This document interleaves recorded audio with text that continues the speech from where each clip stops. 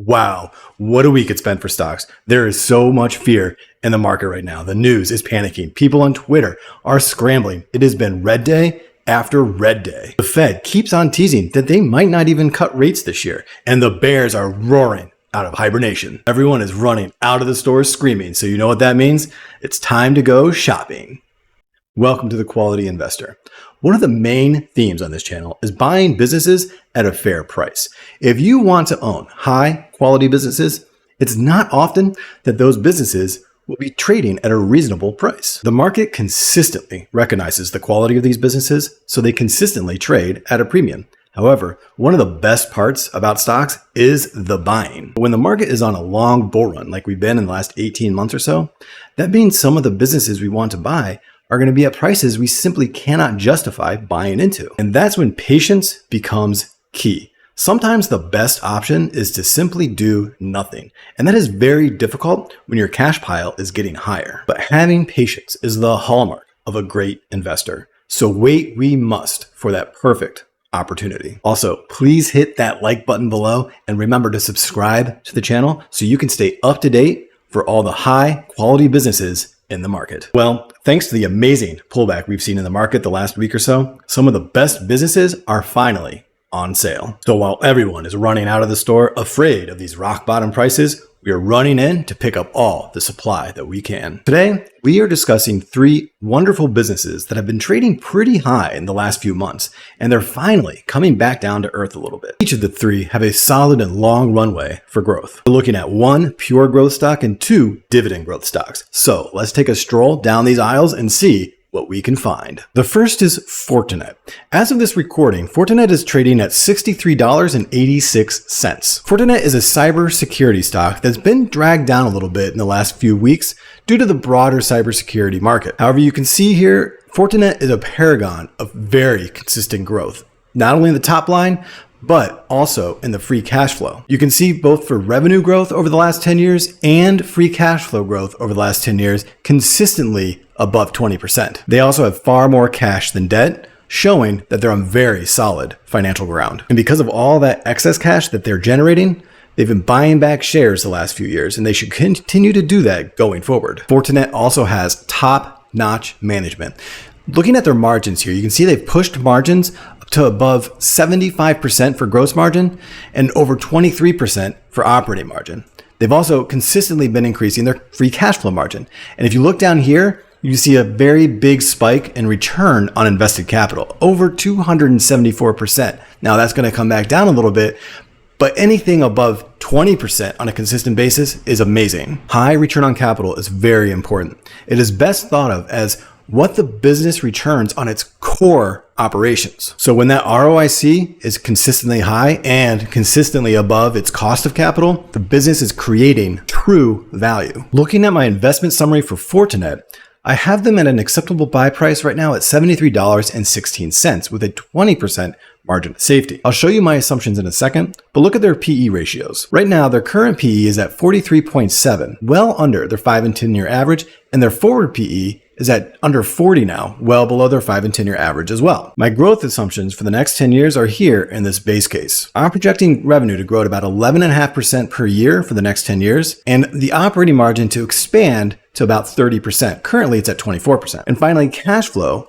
which is how much money returns to the pockets of shareholders, I expect that margin to increase to 34% by year 10. But with those growth assumptions, which are much more conservative than analysts, by the way, there's an incredible upside for Fortinet. My valuation average for them is at $91.45.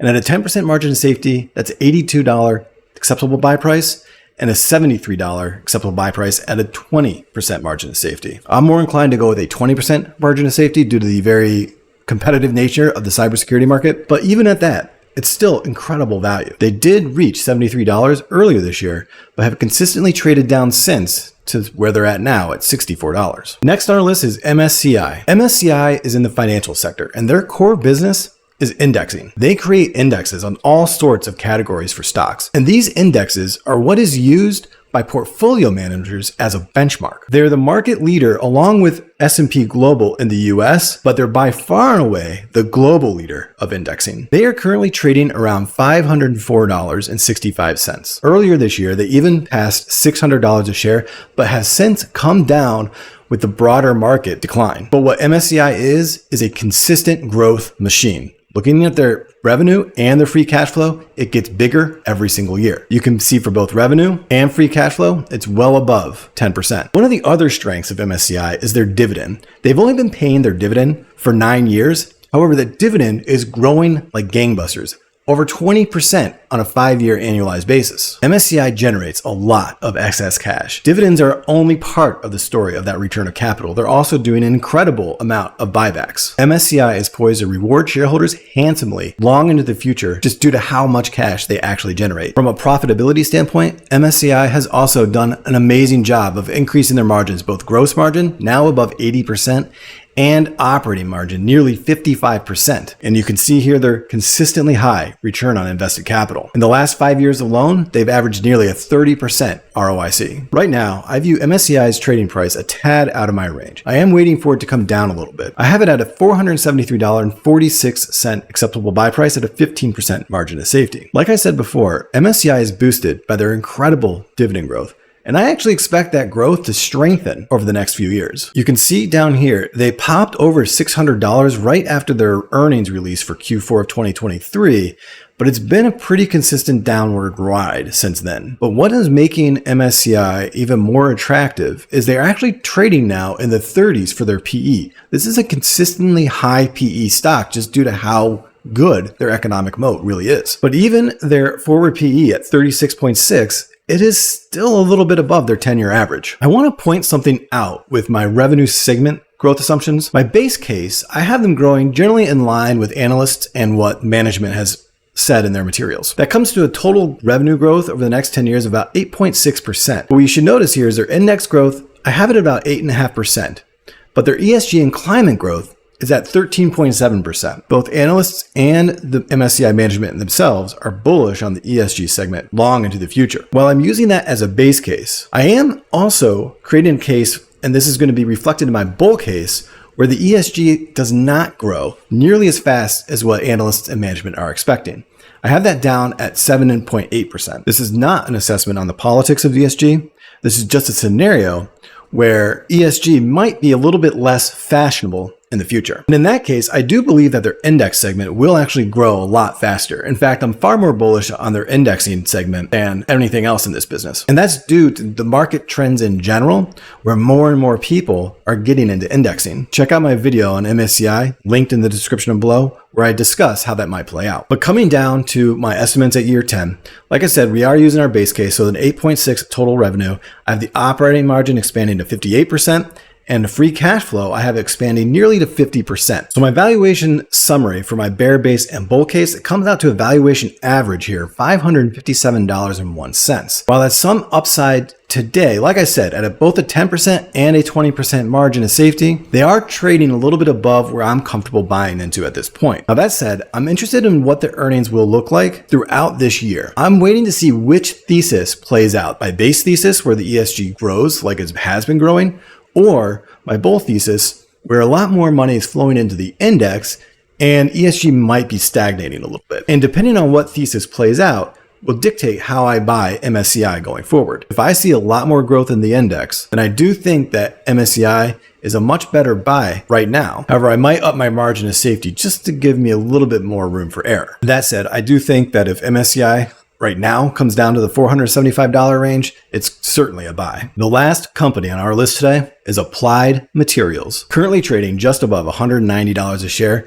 This is a semiconductor equipment business. They are one of the largest semiconductor equipment providers in the entire world. However, a large part of their business is now the services segment. You can see they've also had very consistent growth over the last 10 years. Trailing 12, however, they have dipped a bit, and that's really due to the broader slowdown in the semiconductor industry as a whole. That slowdown in the semiconductor industry is expected to last possibly through the end of 2024. It is a notoriously cyclical industry. However, once we come out of that trough, the growth is going to be massive. Applied Materials has also matured enough now that they are a cash generating machine. Having more cash than debt, they use that excess cash to pay a growing dividend and to buy back copious amount of shares. Applied Materials is also incredibly profitable, now generating a gross profit of nearly 47% and an operating margin of nearly 30%, both offering great growth over the last 10 years. In another demonstration of how strong their management is, you can see their growth in ROIC up to 35% in the last 12 months. Applied Materials is a stock that has been on a very large tear. You can see over the last year, it's actually grown 76%. However, it has taken a bit of a tumble. Part of the reason was ASML's earnings were pretty weak, and that has caused the broader semiconductor materials market to really shrink. Right now, they're at $192.52, and with a 15% margin of safety, I have an acceptable buy price of $181.70. So I am looking for Applied Materials to come down a little bit more and to the low 180s before I start buying into it again. Now, I don't have a comparison for my exit multiple. While they have very good comps, Applied Materials, for some reason, consistently trades far below on a PE basis than their peers. Even at a 22.9 currently, that's still well above their 5 and 10 year average. Their peers are usually in the 30s. If I add them in, that actually pushes their buy price up to about $200. Because they trade at a much lower PE than their peers, I'm going to leave them out for my own risk tolerance reasons. Speaking of which, you can see the peers I'm using here: Lam Research, KLA, and Teradyne. All of them at PEs well above 30. Coming down to the growth rates that I'm using for my year 10 analysis, on a base case basis, they're growing their revenues only at 5.65%. That could be a reason why their PE is so much lower than their peers, slower expected growth. I do have the operating margin expanding to 30% and the free cash flow margin actually declining to 26.6%. I'm actually expecting their free cash flow conversion, which is how much cash the company converts into free cash flow based on net income, to be relatively flat over the next 10 years. So using those growth assumptions, we can see here I have a valuation average of $213.77. While that has some upside, at a 10% margin of safety, it's $192.39. So they're actually trading right around that 10% margin of safety right now. So if you have a much higher risk tolerance than I do, it might be a good time to buy. But their 20% margin of safety is $171.01.